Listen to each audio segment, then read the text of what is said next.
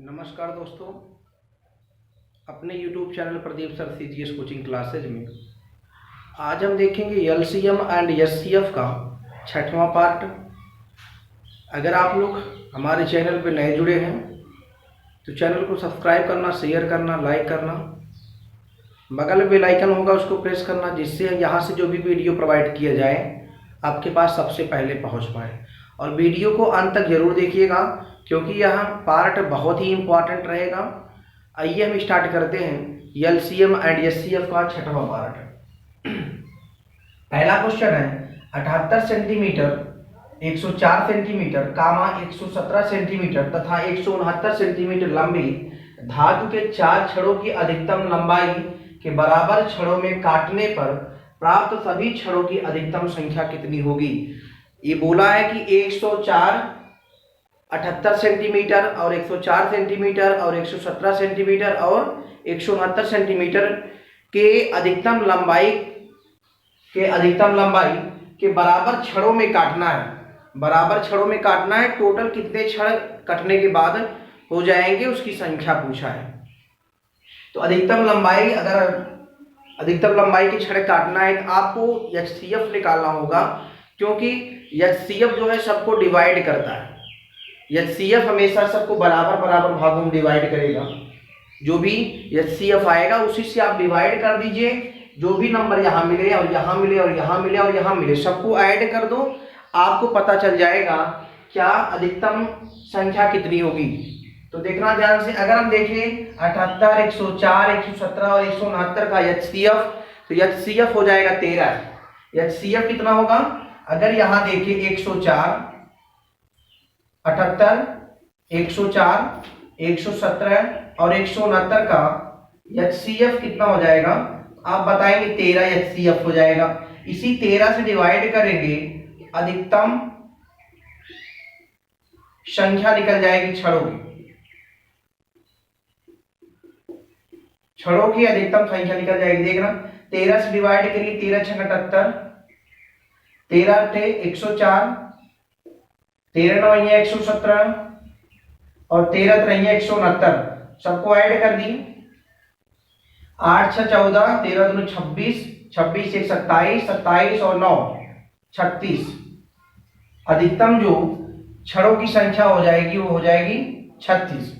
36 अधिकतम छड़ों की संख्या हो जाएगी। हमारी बात को आप समझ पा रहे होंगे कि जब HCF निकालेंगे, HCF जो होता है दिए गए नंबर को बराबर बराबर भागों में डिवाइड करता है। तो जब 78, 104 और 117 और 169 का HCF निकालें तो पता चल गया कितना है HCF 13। HCF का मतलब होता है कि बड़ी सी बड़ी संख्या 13, इसका HCF आ गया। 13 से इसमें डिवाइड किए तो पता चला 13 13 13 6 बार 6 78 सेंटीमीटर लंबी छड़ थी, उसको 13 से भाग करने पर पता चला 6 भाग इसके मिल गए, इसके 8 भाग मिल गए, इसके 9 भाग मिल गए, इसके 13 भाग मिल गए। टोटल ऐड कर लिए पता चला 36 भाग इतने जो है संख्या हो गई छड़ों की। तो आपका जो आंसर हो गया ऑप्शन नंबर बी हो गया। Option number B is correct. अगला देखना, अगला क्वेश्चन है एक कमरा 15 मीटर 17 सेंटीमीटर, 15 मीटर 17 सेंटीमीटर लंबा है तथा 9 मीटर 2 सेंटीमीटर चौड़ा है। इसकी छत के निचले भाग में कम से कम कितना वर्गाकार टाइल लगेगी। आपको बताया, क्वेश्चन ये दिया है कि एक कमरा है, उसकी जो लंबाई है 15 मीटर 17 सेंटीमीटर। हम अगर वैसे देखें 1517 सेंटीमीटर, 9 मीटर लिख सकते हैं अगर सेंटीमीटर में तो 900 सेंटीमीटर हो जाएगा, प्लस 2 सेंटीमीटर ऐड हो जाएगा तो 902 सेंटीमीटर। 1517 सेंटीमीटर और 902 सेंटीमीटर लंबाई और चौड़ाई है। तो बताना है कि निचले जो फर्श है उसमें कितने टाइल्स लगेगी, टाइलों की संख्या बतानी है। एक कमरा इतना सेंटीमीटर लंबा, इतना सेंटीमीटर चौड़ा। लंबाई गुणे चौड़ाई अगर हम कर देंगे तो कमरे का क्या निकल जाएगा? क्षेत्रफल। लंबाई गुणे चौड़ाई कर देंगे तो कमरे का क्षेत्रफल निकल जाएगा। देखना ध्यान से, चौड़ाई इसके निचले भाग में कम से कम कितना वर्गाकार टाइल लगे। वर्गाकार टाइल, वर्गाकार की बात किया है, बात ध्यान देना, वर्गाकार टाइल लगाना है। तो अधिकतम पहले हम निकालेंगे, अधिकतम टाइल की लंबाई क्या होगी, और जो लंबाई होगी वही उसकी चौड़ाई होगी। क्यों? क्योंकि वर्गाकार टाइल लगाना है। तो अधिकतम लंबाई निकालने के लिए हमें इन दोनों का एचसीएफ निकालना होगा। 1517 और 902 सेंटीमीटर का एचसीएफ निकालना होगा। और देखना 902 से 1517 में डिवाइड किए, पता चला इसका एचसीएफ 41 आ गया। 41 से पूरी तरह से डिवाइड हो गया और इसका एचसीएफ 41 आ गया। देखना ध्यान से, 1517 सेंटीमीटर और 902 सेंटीमीटर आपस में लंबाई गुणे चौड़ाई कर देंगे तो क्षेत्रफल निकल जाएगा। लंबाई गुणे चौड़ाई उस कमरे का क्षेत्रफल हो गया। अगर 41 सेंटीमीटर लंबा कोई टाइल्स है और 41 सेंटीमीटर चौड़ा, आप यहाँ देख पा रहे हैं, ये बोला है कि वर्गाकार टाइल, वर्गाकार का मतलब 41 गुणे 41 हो जाएगा। तो 41 गुणे 41 से हम डिवाइड कर देंगे तो यहाँ काटेंगे तो 37 आ जाएगा, यहाँ काटेंगे 22 आ जाएगा। दोनों का आपस में अगर मल्टीप्लाई करते हैं तो 814 टाइल्स लगेगी निचले वाले फर्श में। 814 टाइल्स लगेगी निचले वाले फर्श में। तो पहले हमें कमरे का क्षेत्रफल निकालना होगा और वर्गाकार टाइल अगर बैठानी है, सबसे पहले हमें जितना लंबाई और चौड़ाई दिया है उसका हमें एचसीएफ निकालना होगा। एचसीएफ निकालने के बाद उस कमरे का पहले क्षेत्रफल निकालेंगे, और अगर वर्गाकार कहा है तो हम यहाँ वर्गाकार निकालेंगे। लंबाई गुणे चौड़ाई, लंबाई भी 41 है, चौड़ाई भी 41 है, डिवाइड कर दिए, पता चला 37 और 22 आ गया, आपस में मल्टीप्लाई कर दिए, टाइल्सों की संख्या आ गई इतना। लंबाई कितनी होनी चाहिए टाइल्स की? 41। चौड़ाई कितनी होनी चाहिए टाइल्स की? 41 सेंटीमीटर लंबी और 41 सेंटीमीटर चौड़ी टाइल्स होनी चाहिए। और टाइल्स कितनी लगेगी इस क्षेत्रफल में? 1517 गुणे 902 सेंटीमीटर में बताएंगे 814 टाइल्स लगेगी। नोट करिएगा। अगले क्वेश्चन पे हम चलते हैं। देखना ध्यान से, अगर कोई कह दे 10 सेंटीमीटर लंबा एक कमरा है और 5 सेंटीमीटर चौड़ा एक कमरा है, 10 सेंटीमीटर लंबा 5 सेंटीमीटर चौड़ा एक कमरा है, इसमें वर्गाकार टाइल लगानी है। अगर आपसे कहे कि फर्श में वर्गाकार टाइल लगानी है तो टाइलों की संख्या ज्ञात करो। वर्गाकार टाइल लगानी है, सबसे पहले इसका इन दोनों का हम एचसीएफ निकालेंगे और एचसीएफ आप देख पाएंगे 10 और 5 का एचसीएफ कितना हो जाएगा? 5। अब देखना, अगर हम कमरे का क्षेत्रफल निकाले तो क्या करना पड़ेगा? 10 गुणे 5 लंबाई गुणे चौड़ाई, तो कमरे का जो क्षेत्रफल हो जाएगा, देखना लंबाई गुणे चौड़ाई, क्षेत्रफल कितना हो जाएगा? 10 गुणे 5 हो जाएगा 50 सेंटीमीटर स्क्वायर। अगर यहां सेंटीमीटर है, सेंटीमीटर स्क्वायर हो जाएगा। वर्गाकार टाइल लगानी है तो 5 सेंटीमीटर की अधिकतम लंबाई की टाइल्स लगेगी। आप देख पाए, अगर हम देखें टाइल्स ए है इस प्रकार से, ये 5 मीटर लंबी और 5 मीटर चौड़ी, तो आप देख पाए 5 गुणे 5 टाइल्सों की संख्या हो जाएगी 2। 2 टाइल्स लगेगी, 2 टाइलें लगेगी। जो है इसमें कितने टाइल लगेगी? 2 टाइल। इसी प्रकार से क्वेश्चन था, टाइलों की संख्या अगर पूछा जाए इसी प्रकार से हम लगाएंगे। आइए हम अगला क्वेश्चन देखते हैं। 105 बकरियां, 140 गधे तथा 175 गायों को एक नदी के पार ले जाना है। मात्र एक ही बड़ी नाव के उपलब्ध होने के कारण इस कार्य को संपन्न करने हेतु नाविक शर्त रखता है कि प्रत्येक फेरे में वह केवल एक ही प्रकार के तथा गिनती में समान अधिक से अधिक पशुओं को ले जाएगा। प्रत्येक बार ले जाने वाले पशुओं की संख्या कितनी होगी? तो मतलब इतने बकरियां हैं, इतने गधे हैं और इतने गायें हैं। कहा कि एक ही बार अधिक से अधिक जो है पशुओं को ले जाएगा।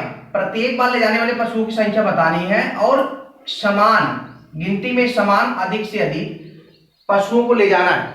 अगर आप ध्यान दें, अधिक से अधिक पशुओं को ले जाना है, कैसे किस प्रकार से ले जाएगा? ये नाविक शर्त रखता है कि अगर इतने 105 बकरियां हैं, 140 गधे हैं और 175 गायों हैं, तो उनको जो है समान जो है गिनती में समान अधिक से अधिक पशुओं को ले जाना है। अगर हम देखें अधिक से अधिक पशुओं को ले जाना है, जैसे आप समझिए अगर पता चला कि ये 4 है, 6 है और 8 है, 4 गायें या 4 जो है बकरियां, 6 गधे और 8 गायें हैं। अधिक से अधिक मान लो निकाल ले जाना है, एक ही नाव आपके पास उपलब्ध है, एक ही नाव उपलब्ध है और आपको नदी पार ले जाना है। तो अधिक से अधिक और गिनती में समान, गिनती में क्या हो, समान। जैसे यहाँ कहा गिनती में समान अधिक से अधिक पशुओं को ले जाना है, तो अधिक से अधिक जब पशु ले जाना है आपको निकालना होगा इन सबका HCF। HCF अगर निकालना होगा तो इन सबका HCF कितना होगा, 2। देखना यहाँ बराबर ले जाएगा, अगर यहाँ ले जाएगा तो ये पता चला 4 से, अब 2 से डिवाइड की 4 में, यहाँ देखना डिवाइड करेंगे तो यहाँ जो है 2 बार ले जाएगा, 2 करके। यहाँ देखना 2 से 3 बार ले जाए, 3 करके। यहाँ देखना 2 चौके 8। यहाँ देखना समान अधिक से अधिक जो है ये बोला है गिनती में समान अधिक से अधिक पशुओं को ले जाएगा। तो यहाँ 2 करके ले जाएगा, यहाँ 3 करके ले जाएगा, यहाँ 4 करके ले जाएगा। तो याद रखना इस बात को, यही कहा है गिनती में समान अधिक से अधिक पशुओं को ले जाए। गिनती में जो समान हो, जैसे यहाँ 2 ले गया, यहाँ 3 ले गया, यहाँ 4 ले गया, इसी प्रकार से ले जाए। यहाँ 4 2 बार ले जाएगा, यहाँ 2 बार ले जाएगा, यहाँ 3 2 बार ले जाएगा। उस पार नदी के पार अगर हम देखें तो 105, 140 और 175 का HCF अगर हम निकालें, 105 और 140 और 175 का HCF अगर निकालें, इसका HCF क्या होगा, देखना ध्यान से। HCF का मतलब दिए गए नंबर को डिवाइड कर दे। अगर हम HCF निकालना तो ऐसे भी निकाल सकते हैं, 105 से 140 में डिवाइड कर दे। 105 105 यहाँ 35 आ गया, 35 से 105 में डिवाइड कर दीजिए, पता चला 3 5 15, 3 5 15, 3 3 9, 105 आ गया। 35 से कट गया, इसका मतलब इसका 35 इन दोनों का HCF हो सकता है। तो 35 से क्या 175 डिवाइड होगा, 5 5 25, 5 3 15, हाँ 175 में डिवाइड होगा। पता चला कि अधिकतम जो पशु जाएंगे एक बार में कितने जाएंगे, 35 अधिकतम पशु जाएंगे उस पार, नदी के पार अधिकतम पशुओं की संख्या जो होगी 35 होगी। 35 पशु जाएंगे एक साथ में। पता चला समान, जैसे यहाँ 35 पशु 35 पशु जो जाएंगे, जैसे 35 बकरियां जाएंगी एक बार में, 35 गधे जाएंगे एक बार में, 35 गाय जाएंगे एक बार में। यही कहा है कि 105 बकरियां, 140 गधे तथा 175 गायों को एक नदी के पार ले जाना है। मात्र एक ही बड़ी नाव के उपलब्ध होने के कारण इस कार्य को संपन्न करने हेतु नाविक शर्त रखता है कि प्रत्येक फेरे में वह केवल एक ही प्रकार के तथा गिनती में समान अधिक से अधिक पशुओं को ले जाएगा। प्रत्येक फेरे में केवल एक ही प्रकार के पशु जाएंगे और अधिक से अधिक पशु जाएंगे और गिनती में समान पशु जाएंगे। जैसे 35 जाएंगे, 35 ही जाएंगे एक बार में। पता चला एक खत्म हो जाएगा, मान लो डिवाइड करेंगे 35 से, तो मान लो ये खत्म हो गया, 3 5 15, 3 3 9, 3 बार जाएंगे बकरियां। फिर अगर यहाँ देखें तो 4 5 20, 4 3 12, 4 बार जाएंगे। अगर यहाँ देखें फिर 5 बार जाएंगे, 35 करके 5 बार गाय ले जाएगा, ये 4 बार ले जाएगा और ये 3 बार ले जाएगा। तो पूरे जो है चले जाएंगे, जितने पशुएं हैं उस पार चले जाएंगे। यही शर्त रखता है नाविक कि प्रत्येक बार में हम जो है गिनती में समान अधिक से अधिक पशु ले जाएंगे। चलिए हम अगला क्वेश्चन देखते हैं, देखना ध्यान से। अमित, सुचेता और नीति एक वृत्ताकार रास्ते के गिर्द एक ही बिंदु से एक साथ दौड़ना आरंभ करते हैं तथा क्रमशः 18, 24 और 32 सेकंड में एक चक्कर पूरा करते हैं। वे तीनों कितने समय बाद प्रारंभिक बिंदु पर एक साथ प्रारंभिक बिंदु पर मिलेंगे? वे तीनों कितने समय बाद प्रारंभिक बिंदु पर मिलेंगे? जहां से वह चलना शुरू किए थे वे कितने समय बाद पुनः मिल जाएंगे? जैसे एक वृत्ताकार इसी प्रकार से है, एक रास्ता है, यहाँ तीनों चलना शुरू किए तो अलग अलग इनकी टाइमिंग है। ये 18 सेकंड में एक बार पूरा कर लेता है, ये 24 सेकंड पूरा करता है, 32 सेकंड पूरा करता है। अर्थात अमित 18 सेकंड में, सुचेता 24 सेकंड में और नीत 32 सेकंड में एक चक्कर मार लेता है। कहा कि तीनों पुनः अपने प्रारंभिक बिंदु पर कब मिलेंगे? कोई ऐसा समय निकाल लो जिसमें इससे भाग 2 कट जाए, 24 से भाग 2 कट जाए और 32 से भाग 2 कट जाए। कोई ऐसा समय निकाल लो जिसमें तीनों से डिवाइड करो, पूरी तरह से भाग चला जाए। अर्थात हमें कभी भी इस प्रकार का क्वेश्चन आए तो हमें हमेशा एलसीएम निकालना होता है। एलसीएम निकालेंगे तो जैसे देखना, एलसीएम अगर निकालेंगे तो एलसीएम जो होता है दिए गए नंबर से डिवाइड होता है। क्या होता है, एलसीएम हमेशा दिए गए नंबर से कट जाता है, इससे भी कटेगा, इससे भी कटेगा और इससे भी कटेगा। तो तीनों का हम एलसीएम निकालेंगे, वही हमारा आंसर हो जाएगा 18, 24 और 32। इन तीनों का एलसीएम अगर हम देखें, 2 9 18, 12 हो गया, 16 हो गया, फिर देखना 2 से 6 8 हो गया, फिर देखना 2 से 3 4 हो गया, फिर हम डायरेक्ट 2 से 2 बार काट दो या फिर 4 से काट दो, देखना यहां इस प्रकार से हो जाएगा, फिर 3 से काट दो, फिर 3 से काट दो। आप एलसीएम देख पाएंगे, 2 दूना 4 दूना 8, 8 3 24, 24 त्या 72, 72 गुणे 4, 4 दूना 8, 4 सत्ते 28।